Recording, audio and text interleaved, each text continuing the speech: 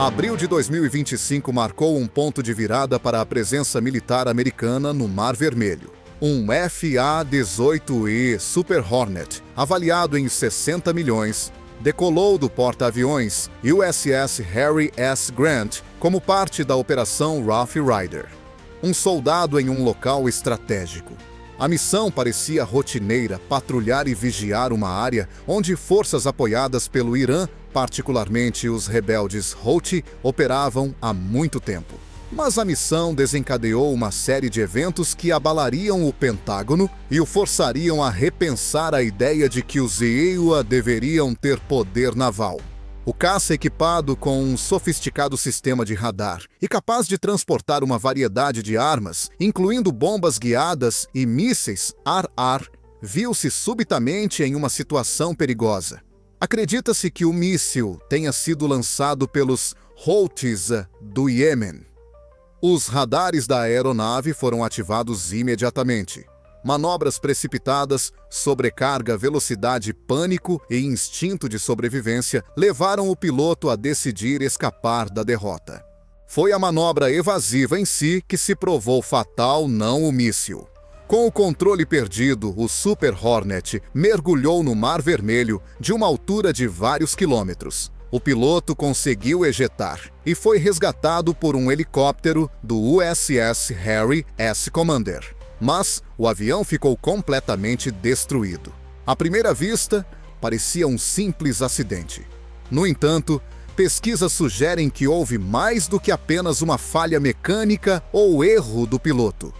Toda a frota americana estava preocupada com o fato de o caça americano ter sido forçado a realizar manobras críticas para evitar um míssil Houthi, mesmo que o míssil não o tenha atingido diretamente. Foi a primeira vez em 2025 que uma aeronave de combate tripulada foi perdida devido a uma ação evasiva em vez de um impacto direto. A Marinha Harry S. Na época, a tripulação do navio estava sob constante ataque de mísseis e drones iranianos. Nos últimos 2 anos, as forças americanas realizaram mais de 800 ataques a posições Houthis. No entanto, a resposta utilizando tecnologia avançada mostrou que mesmo uma força pequena, mas bem armada, pode criar condições críticas para uma das marinhas mais poderosas do mundo.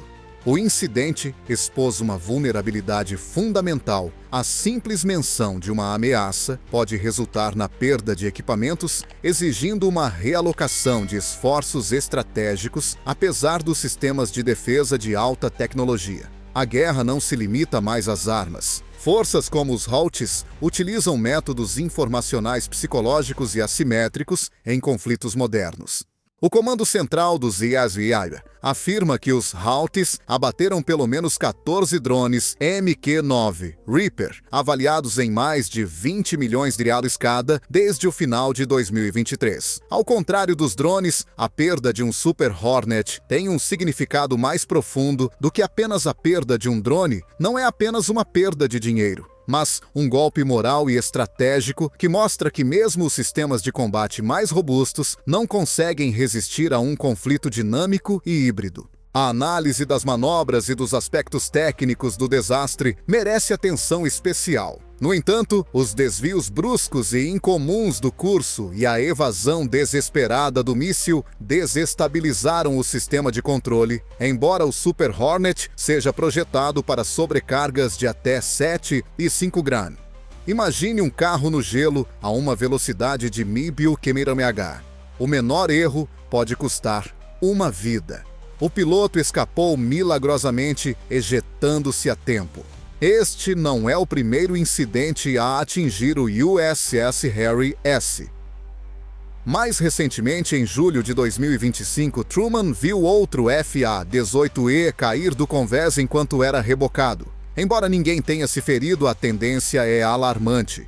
O Mar Vermelho não é mais apenas uma zona de risco. Em vez disso, está se tornando a arena de uma nova guerra na qual táticas de guerrilha, equipadas com tecnologia moderna, colidem com as tradicionais forças armadas americanas.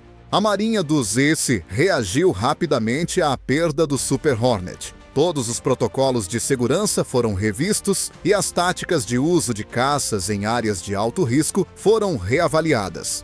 Além disso, iniciou-se uma revisão estratégica da Operação Rough Rider, que já havia sido extremamente custosa em termos de logística e financiamento. Os EUA perderam mais de 300 milhões, somente em equipamentos, sem contar as operações, o apoio e as consequências políticas da perda do MQ-9 Reaper e de um Super Hornet. Hoje, o Mar Vermelho é mais do que apenas uma rota para o comércio global.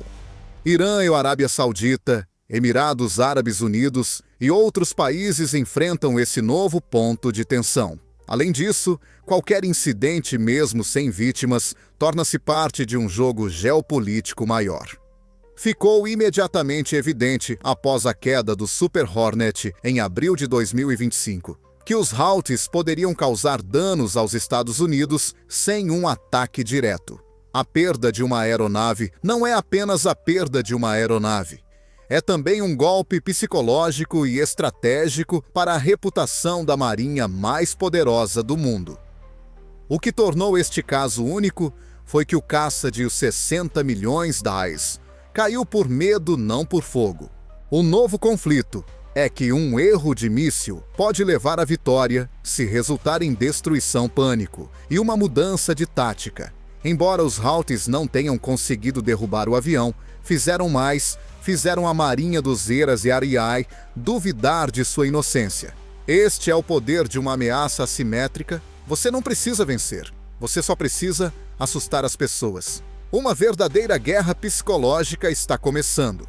Os Houthis e seus patrocinadores em Teherã estão bem cientes disso. Cada acidente, cada incidente e cada vídeo alegando um ataque bem-sucedido está se tornando uma arma de influência em massa. Além disso, a mídia iemenita e iraniana está tratando esse evento como evidência da fraqueza das Forças Armadas americanas, apesar de dados oficiais confirmarem que o míssil não atingiu o avião. Além disso, esse ataque de informação tem consequências reais. Postagens com hashtags como Death to America e Houthis Win aparecem cada vez mais nas redes sociais regionais, enquanto o ceticismo interno cresce nos Estados Unidos. Muitas pessoas se perguntam: por que ainda estamos lá? E por que arriscar a vida por uma missão onde até mesmo uma tentativa de fuga termina em desastre? Esses sentimentos estão mudando gradualmente a atitude do público em relação às missões no exterior. De acordo com uma pesquisa da Pew Research de junho de 2025, mais de 48% dos americanos apoiam a reconsideração da presença militar em locais de alto risco, como o Mar Vermelho. Esse é o nível mais alto em 15 anos. O Pentágono começou a discutir maneiras de combater ameaças físicas e morais, porque apesar da proteção de alta tecnologia, a vulnerabilidade reside no fato de o inimigo poder explorar rapidamente novas regras. A perda de um combatente não significa o fim do mundo. No entanto, é apenas um símbolo. Além disso, na era da guerra digital, os símbolos às vezes são mais importantes do que as armas. Esses tipos de incidentes criam vulnerabilidade cognitiva. Fraqueza já foi definida como escassez de armas ou munição. Hoje, significa perda de confiança. Até mesmo os aliados do Cipolyaneia na região Arábia Saudita, Israel e Egito começaram a se perguntar se o porta-aviões que ostenta a bandeira americana é realmente uma fortaleza impenetrável. Ao mesmo tempo, o número de vazamentos aumentou. Um fórum no Oriente Médio circulou o que parecem ser relatórios de prontidão interceptados sobre a missão USS Harry S. Truman. Embora o Pentágono não tenha conseguido confirmar a veracidade dos documentos, sua existência demonstra falhas de segurança não apenas em metal, mas também em informações. Portanto, o Irã é o vencedor. Nossos aliados no Iêmen provaram que os Estados Unidos não podem mais se sentir seguros nas águas do Mar Vermelho, disseram autoridades, incluindo o comandante do IRGC. A frase viralizou apesar da falta de evidências. Mas a incerteza torna a ameaça verdadeiramente perigosa. Os recursos disponíveis para os Houthis podem ser usados como capital estratégico. Um míssil, um drone e uma declaração bem-sucedida forçaram os Estados Unidos a gastar centenas de milhões de dólares para responder, deslocar tropas e atualizar seus sistemas de defesa. A essência da assimetria é que menos gera mais. E os Houthis aguardam a próxima oportunidade para atacar não o equipamento, mas a confiança, enquanto os navios americanos são forçados a reforçar suas defesas, aumentar a densidade de suas defesas aéreas, realizar exercícios e gastar recursos. Dentro da própria Marinha dos Iqirtirrewa, a ansiedade está crescendo. Alguns comandantes admitem francamente: não estamos apenas enfrentando um novo inimigo, estamos diante de um novo modelo de guerra. A vitória em batalha não depende mais da destruição física de um navio. Isso basta para assustar o inimigo. E os Houthis estão lidando com isso. A influência mental é uma arma poderosa do século XXI. Além disso, seu poder reside em enfraquecer a determinação, não em destruí-la. Quando cada ataque se torna um incidente em potencial e cada erro se torna uma oportunidade de obter informações para o inimigo, a missão se torna não apenas perigosa, mas também irritante. Além disso, o aumento desses casos aumentará a pressão sobre os políticos, os militares e a própria sociedade. Além disso, considerando os custos, fica claro que a guerra contra os Houthis é mais do que apenas uma guerra. É uma batalha pela confiança. E é uma batalha extremamente difícil, enquanto o inimigo continuar a atacar sua autoconfiança e seus nervos. A tripulação do USS Harry S. resgatou com sucesso o piloto de um Super Hornet que havia caído no Mar Vermelho. Um perigo havia sido eliminado Truman. Mas a ameaça real não havia desaparecido, apenas se tornara mais visível. Embora os Houthis pensassem que eram um grupo armado informal, acabaram se tornando uma ferramenta importante para uma estratégia muito mais ameaçadora, a guerra por procuração do Irã contra os Estados Unidos e seus aliados. Teherã é conhecida há muito tempo por sua capacidade de influenciar a região por meio do apoio a grupos leais do Hezbollah no Líbano, às milícias xiitas no Iraque, em vez de confrontos militares. Os Houthis são o novo centro dessa estratégia, e seu envolvimento no ataque ao caça americano demonstra a capacidade do Irã de transformar parceiros fracos em ameaças reais. Relatórios de inteligência indicam que o Irã está fornecendo drones, componentes de guerra eletrônica e equipamentos de mira aos Houthis. Mas não se trata apenas de hardware. O Irã também está treinando soldados Houthis, ensinando-lhes técnicas de guerra híbrida e planejando ataques a alvos marítimos. Como resultado desse nível de engajamento, eles estão se tornando uma espécie de exército remoto para o Irã no sul da Península Arábica. A eficácia desse modelo representa um perigo particular para os Estados Unidos. Para colocar em perspectiva, enviar um grupo de ataque de porta-aviões para a costa do Iêmen exigiria que Washington investisse bilhões de dólares, milhares de soldados e dezenas de navios para combater forças que operam em cavernas e bunkers subterrâneos. O Irã quer usar a assimetria como base para sua estratégia. Não é necessário um porta-aviões, se for possível forçá-lo a gastar recursos em resposta a um míssil que custa 1000 vezes menos do que o míssil que você lança. Essa disparidade permite que Teherã mantenha a iniciativa estratégica sem nunca se envolver em combate aberto.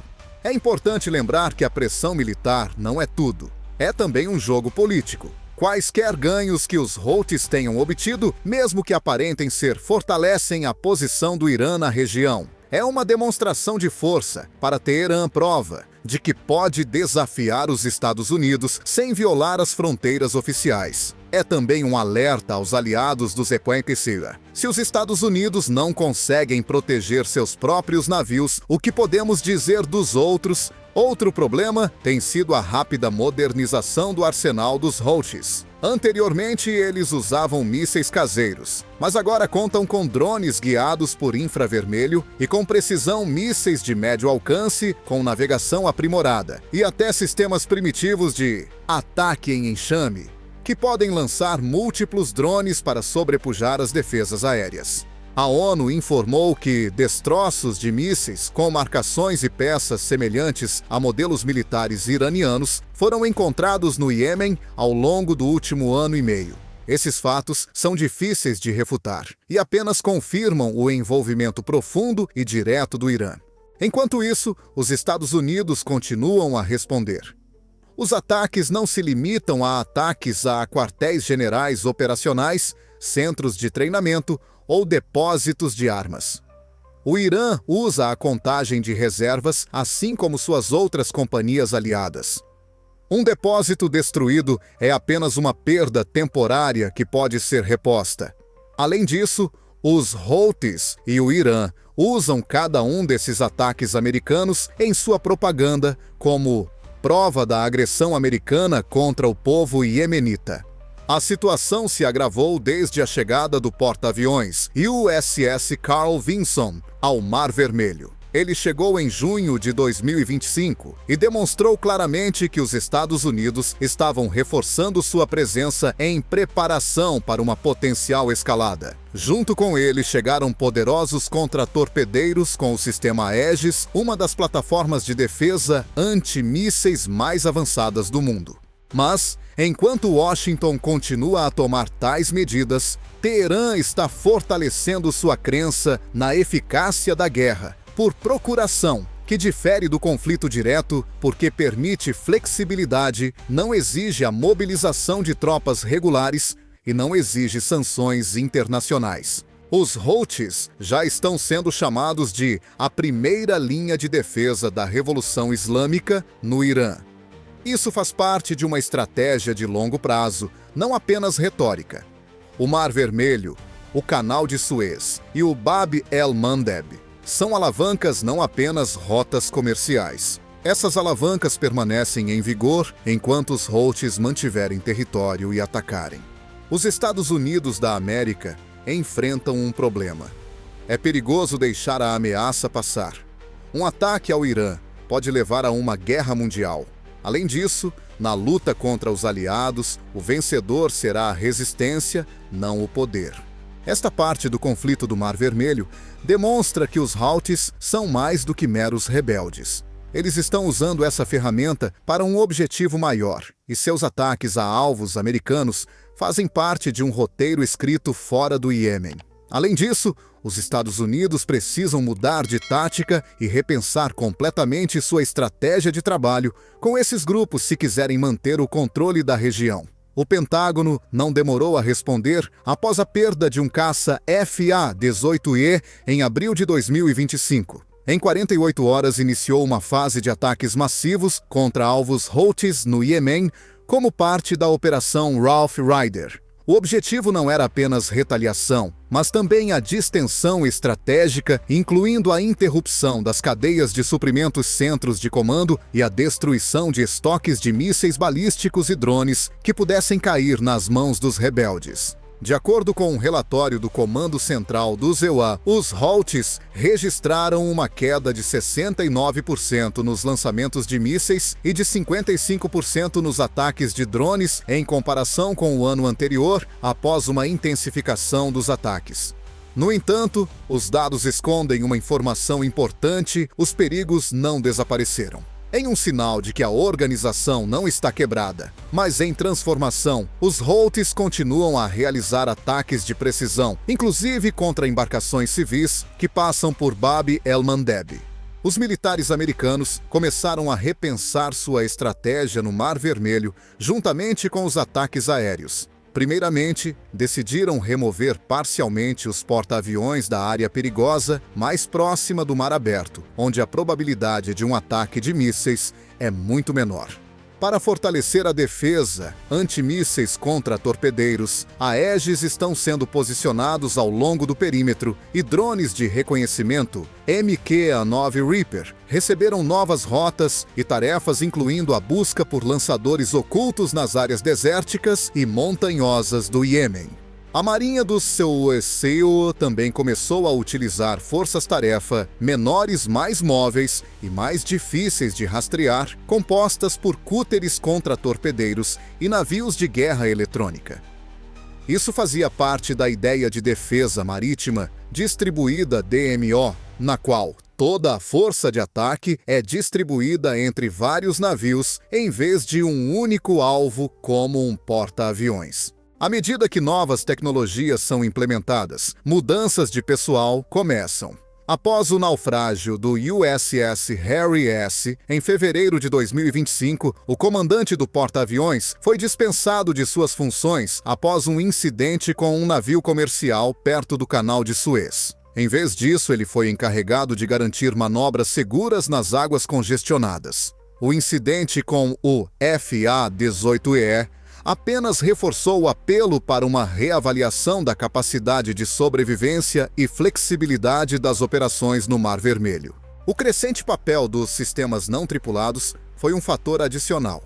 Os programas de modernização do MQ-9 Reaper e do MQ-25 Stingray foram suspensos. Este último, um avião-tanque baseado em porta-aviões, já está sendo usado para estender o alcance do Super Hornet, reduzindo a necessidade de retornos frequentes aos porta-aviões. O Pentágono está considerando a ideia de uma futura força de ataque totalmente não tripulada, que possa operar sem riscos para tripulações e pilotos. Enquanto isso, a Força Aérea e a Marinha dos LAC-1 continuam a realizar exercícios simulando ataques de múltiplas direções, incluindo o uso de supostos enxames de drones que tentam sobrecarregar os sistemas de defesa aérea. Os exercícios estão sendo conduzidos a bordo do USS Carl Vinson, bem como na base aérea de Al Udeid, no Kuwait, no Catar. Novos algoritmos de inteligência artificial que podem identificar o tipo de míssil em tempo real e determinar a melhor trajetória para evitá-lo ou interceptá-lo também estão sendo utilizados. No entanto, mesmo a tecnologia mais avançada nem sempre consegue evitar incidentes. Os funcionários continuam a sofrer estresse emocional. Em entrevista à CNN, um oficial disse: "Cada decolagem hoje não é apenas um voo. Pode ser uma luta pela vida." O risco de incidentes e ataques não intencionais é aumentado pelo fato de dezenas de embarcações de porta-contêineres a contra-torpedeiros estarem no Mar Vermelho ao mesmo tempo. Nesse contexto, o debate em Washington sobre a continuidade da Operação Rough Rider tem se intensificado. Alguns membros do Congresso defendem medidas mais enérgicas, como pressão econômica sobre o Irã e o fortalecimento dos laços diplomáticos com as Nações Unidas e os países árabes. No entanto, os defensores de uma abordagem enérgica argumentam que qualquer recuo seria percebido como fraqueza, especialmente à luz da presidência de Donald Trump, que fez da força militar o ponto central de sua política externa. Após o evento de abril, a retórica da Casa Branca mudou drasticamente. "Ninguém ameaçará nosso povo ou nossos navios", disse o presidente Trump. A resposta seria rápida, precisa e devastadora. O próximo passo foi enviar bombardeiros B-2 para Diego Garcia, sinalizando ao Irã que estava preparado para intensificar a ofensiva se necessário. O Departamento de Estado iniciou simultaneamente negociações com a Arábia Saudita, os Emirados Árabes Unidos e o Egito para criar uma aliança de segurança no Mar Vermelho. O plano inclui o compartilhamento de áreas de responsabilidade, o estabelecimento de patrulhas conjuntas e a criação de centros de resposta operacional. Essas medidas visam reforçar as defesas e reduzir a pressão sobre a Marinha dos EUA. No entanto, a Rough Rider continuará enquanto a ameaça existir. Nos Estados Unidos, não se trata apenas de uma questão de segurança, mas também de reputação. A perda de um único caça é um desafio que precisa ser enfrentado. Mas qual é o próximo passo? Um ataque a Teherã. Uma retirada completa dos porta-aviões da área ou diplomacia e o uso de drones. Tudo depende de quão bem os Estados Unidos conseguem se adaptar, porque o inimigo já demonstrou sua capacidade de aprender, esperar e atacar no momento mais inesperado.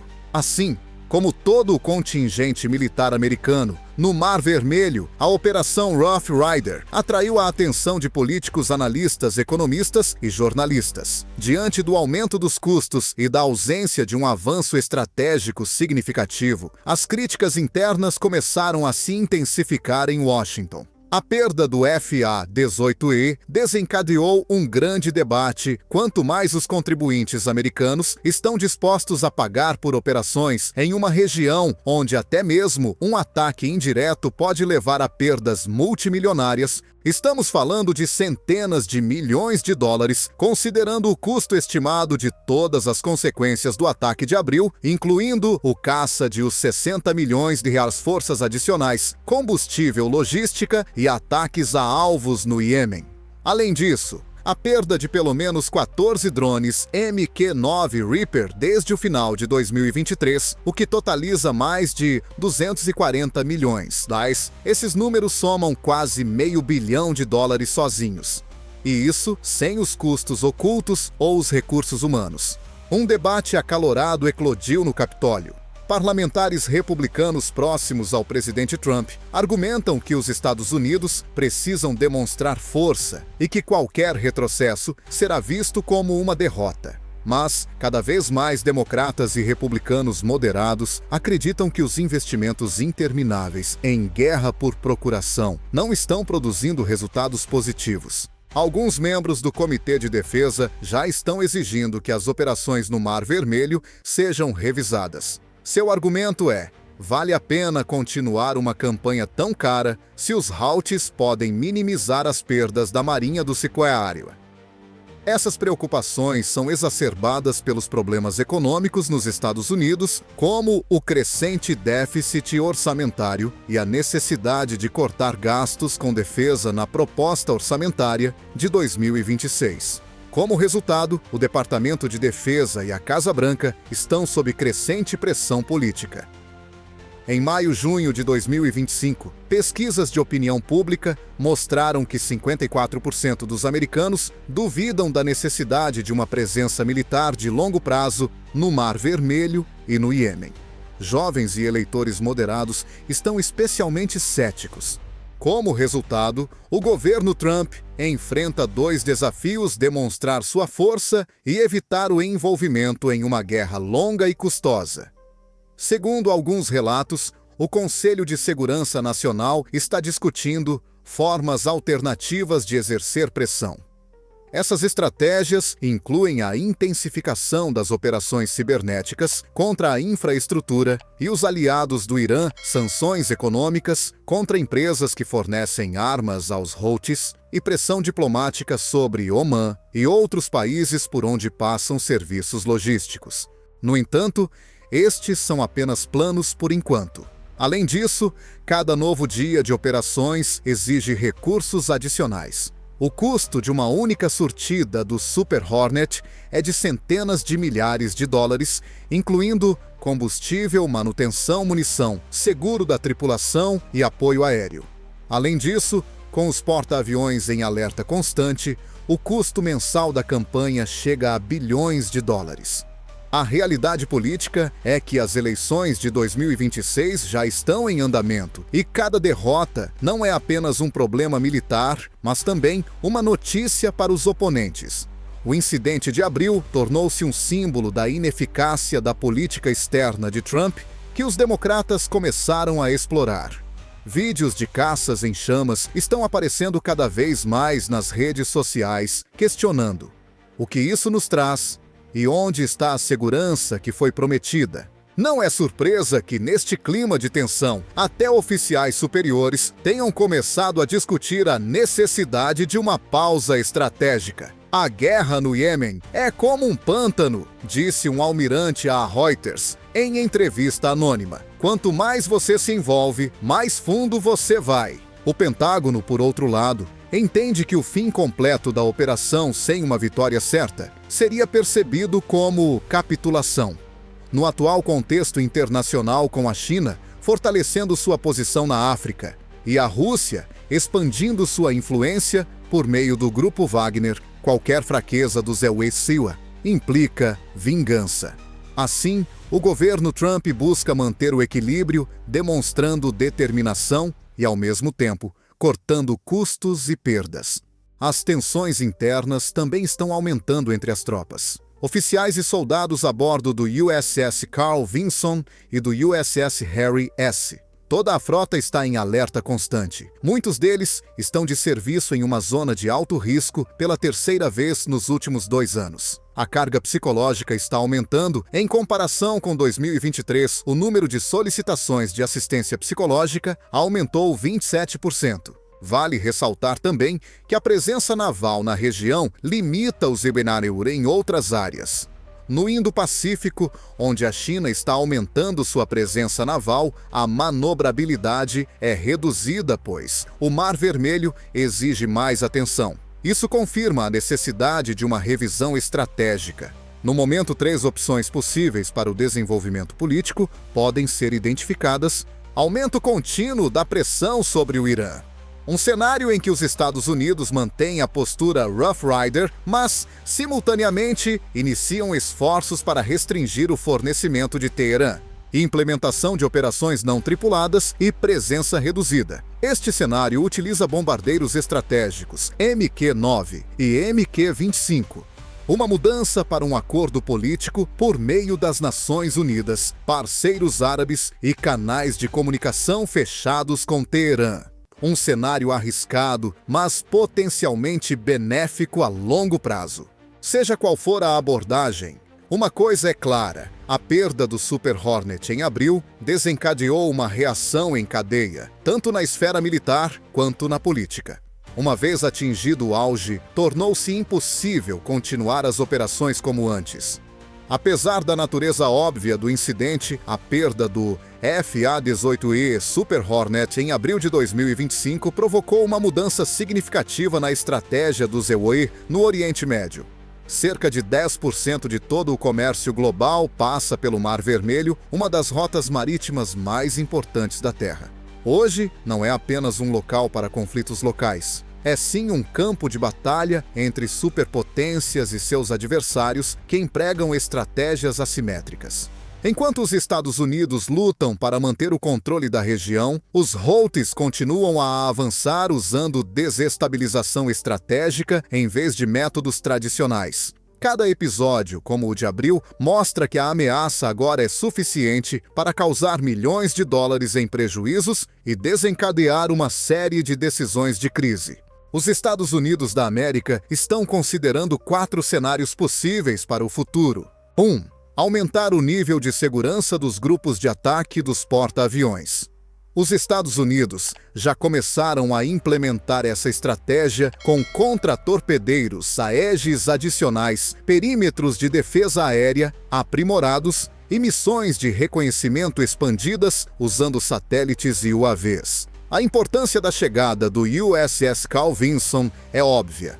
No entanto, tais ações exigem bilhões de dólares em investimentos, o que limita a capacidade de manobra em outras regiões. 2. Intensificação das operações militares e ataques aéreos. Alguns círculos militares propuseram expandir a zona de ataque para incluir alvos no Iêmen e países vizinhos, caso se comprove que estejam relacionados a suprimentos.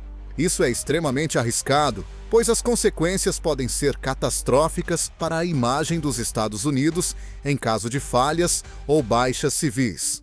3. Prática de contenção remota. Isso significa abandonar a presença física e mudar para métodos que operam remotamente, como ataques cibernéticos, ataques de drones, pressão econômica, minas marítimas, etc. Prós menos baixas, contras menos controle e mais espaço para erros. 4. Intensificação da diplomacia. Não é a opção mais provável, mas ainda está em discussão. Envolve países regionais e a ONU firmando um pacto marítimo, no qual cada lado concorda em não usar o Mar Vermelho para ações militares. Isso exigiria um avanço diplomático, do qual o Irã teria que participar. Isso é improvável no momento, mas possível no futuro, quando a situação geopolítica mudar. Os Estados Unidos precisam se adaptar rapidamente a qualquer opção. Como o modelo atual é lento, caro e arriscado, ele não corresponde mais ao nível de perigo. Embora os Houthis e as forças por trás deles não se envolvam em combate direto, eles estão minando metodicamente a confiança, interrompendo a logística e extraindo recursos. Há também a possibilidade adicional de que o próximo ataque seja bem-sucedido. Se o próximo míssil não forçar o piloto a manobrar e atingir o USS Harry S., estamos falando de um cenário estratégico e político catastrófico, não de centenas de milhões de dólares em perdas, Truman. Portanto, a Marinha do Zeuara está atualmente testando cenários de emergência, incluindo a evacuação de porta-aviões da zona de destruição, a criação de rotas de apoio e até mesmo a permissão para que drones operem de forma totalmente autônoma, sem comunicação via satélite, no caso de um ataque iraniano via canais de comunicação via satélite. Além disso, a Casa Branca está considerando ativamente a criação de uma coalizão internacional permanente para proteger a navegação no Mar Vermelho. Países não pertencentes à OTAN, como Japão, Índia e Brasil, poderiam se juntar a essa coalizão. Em vez de assumir o ônus sozinhos, ampliar a responsabilidade faz parte de uma estratégia global. Mas, depois de abril de 2025, o mundo será diferente. Os Estados Unidos não podem mais depender apenas do poder. Precisam pensar estrategicamente, agir tecnologicamente e persuadir diplomaticamente. O Mar Vermelho tornou-se um teste para a capacidade de uma grande potência se adaptar a uma nova era de conflitos armados. Além disso, os Estados Unidos correm o risco de perder o controle de uma região inteira, não apenas de perder um avião. Embora os Houthis sejam pequenos e primitivos, eles demonstraram que no mundo moderno há tempo e um aliado suficientes para destruir até as estruturas mais resistentes. À medida que a Operação Rough Rider prossegue e novos módulos de defesa aérea chegam a bordo do USS Carl Vinson, fica claro que esta guerra não é sobre território. É uma batalha por tempo, recursos, atenção e vontade.